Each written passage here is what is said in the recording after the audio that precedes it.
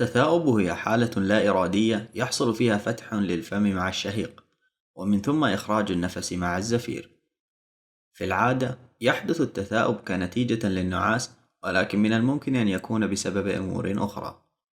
الجدير بالذكر أن التثاؤب من الممكن أن يحصل عند نظرك إلى شخص يتثاءب أمامك، وهو ما يسمى بردة فعل عصبية انعكاسية.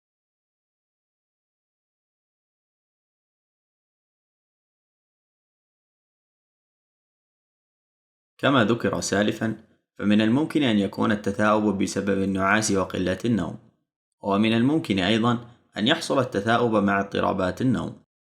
في بعض الحالات النادرة جدا يكون التثاؤب نتيجة لمشكلة في القلب، وفي هذه الحالة يكون التثاؤب متواصل بدون توقف.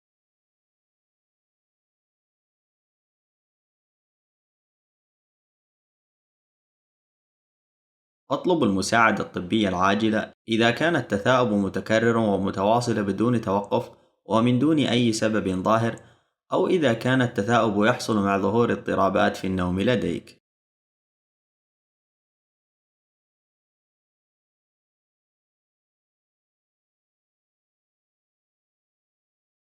من الأمراض الشائعة التي لها علاقة بالتثاؤب اضطرابات النوم، الذبحة الصدرية، وتسلخ الشريان الأبهر. وللمزيد من المعلومات حول التثاؤب والأمراض ذات الصلة، تفضل بزيارة الروابط أسفل الفيديو. كما يمكنك زيارة موقع بيمارستان على الإنترنت للاطلاع على بوابة العلامات والأعراض، وهي عبارة عن واجهة تفاعلية تحوي جميع الأعراض والعلامات في الجسم، مقسمة إلى قسمين، الأول للذكور والآخر للإناث. ويمكنك الدخول إلى الجزء من الجسم الذي تريد من خلال اختياره من على الصورة، لتنتقل إلى القسم الفرعي الذي يحوي كل الأعراض التي من الممكن أن تصيب هذا الجزء.